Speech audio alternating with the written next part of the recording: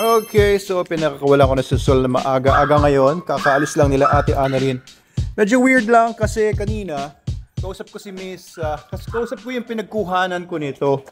O, yung previous owner ni Sol. Tinatanong ko kung pwede na makuha yung papers niya. O, kasi sabi sa akin naman, after daw bilhin ko, so binili ko na, kinuha ko na sa kanya. Tapos yan, nag-recover na si Sol. O, nangyari sa ulo mo? Shake ka ng shake sa ulo mo. Nangangati yung tenga nito. Check ko mamaya.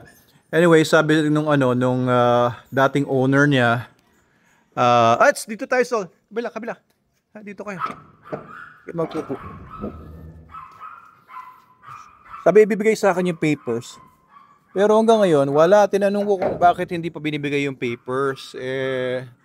Ayaw na daw ibigay nung breeder. Ewan ko sinong breeder yon. Ayaw daw ibigay kasi daw pinopost ko daw si Sol. Ako, ha?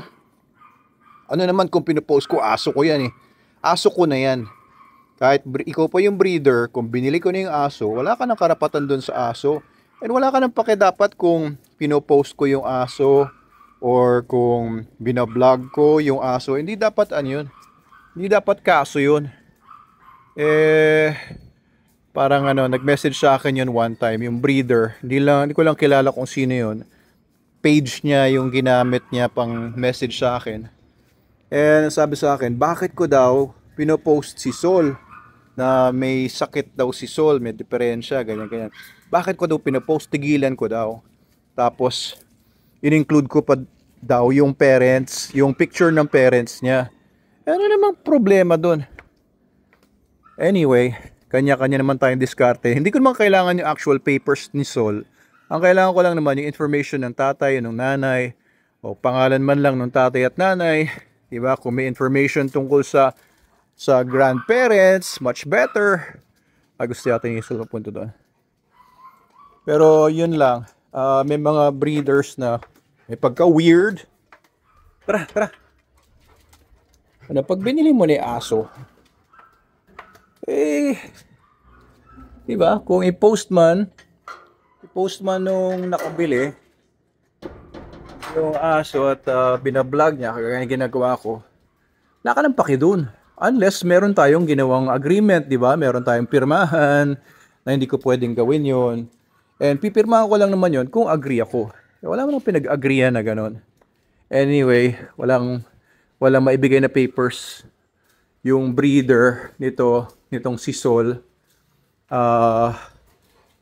Wala namang problema kasi meron naman tayong IAGD ngayon. Ang documentation yon na doon madodocument kung ano yung information ng aso, sino yung parents, pictures. Ang ganda ng IAGD natin. Hindi na kailangan manloko yung mga tao para magka-papers yung mga dogs nila. Yung IAGD, guys, kung gusto niyo magkaroon ng papers yung dog nyo, cat nyo, ibon, monkey, kung ano mang pet meron kayo, ay mag-message lang po kayo sa amin. And meron po kami mga customer care agents. Ang nakaspecialize dyan ay si Miss Stephanie Dolot. And i-assist po namin kayo magkaroon ng papers yung pet ninyo. Walang problema. Kahit walang information yan tungkol sa parents, walang pedigree papers from other registries, walang problema. Basta nasa inyo yung dog, may picture kayo ng dog and information. Kayo magbibigay ng information sa IAGD. And parang affidavit yon. Documentation lang kung anong dog meron ka. Okay, so it's a very straightforward system yung IAGD. Very high-tech kasi nasa online. No? Free siya online. You don't have to pay anything. Pero kung gusto mo magpagawa ng hard copy, and gusto mong magpa-register ng animal facility mo, parang kennel yon, tapos nandun sa page ng kennel mo or ng animal facility mo, lahat ng information or lahat ng mga pets mo nandun sa animal facility page mo. Pwedeng i-search ng mga buyers mo, pwedeng mag-search yung mga gusto magpa-stud sa mga dogs mo na nandun. Ayun, napakagandang So, ito si Sol ay magkakaroon ng papel to, whether the breeder likes it or not. Meron tayong IAGD. Meron kasi ganun mga breeders mga kolokoy, na bebentahan ka ng aso or tuta or pusa, tapos hindi nabibigay yung papers, hindi asikasuhin yung mga papers. Maraming ganun na mga salbahe na wala daw yung papers, maaring nawala nga o kaya na misplace or what. Pero meron naman tayong IAGD ngayon, wala ang problema. And kahit mixed breed pa yung aso, crossbreed, pwede nyo i-register. I-indicate nyo lang naman doon na hindi siya purebred. I-indicate nyo lang naman sa pagkakaalam nyo kung ano yung aso. Ayan, si Solo, nagmamarites na naman doon sa labas. Habang si Logan ay nag-iikot. Ay, yun, lumabas dito. Lumitaw sa likod ko. Umikot sa buong bahay. So ito may mga paleta na dito kasi, at ito may mga gamit na pala dito. Kasi ito na yung i-convert namin ngayon, gagawin naming warehouse. Hindi ko lang sure kung may mga tao dito. Ay, ito. Bukas na pala ito, pero walang tao. Aalisin itong billiard table na yan. Ito. So, ito mga, ayan o, yung SDN packaging natin na maganda. Dumating na. Magandang SDN packaging.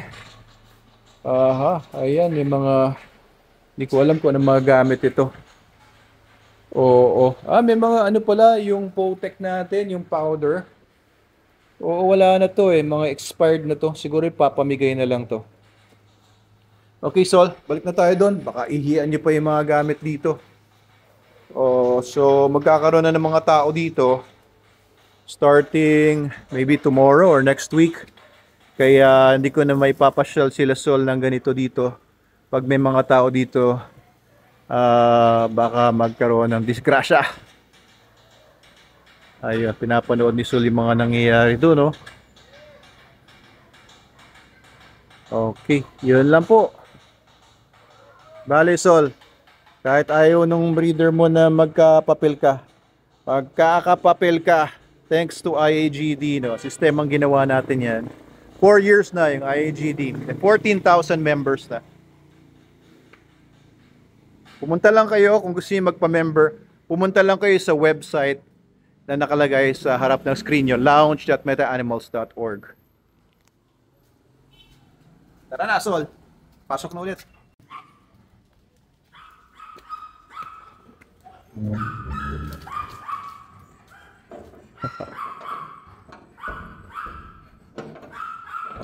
Sige, laro-laro lang muna kayo dito.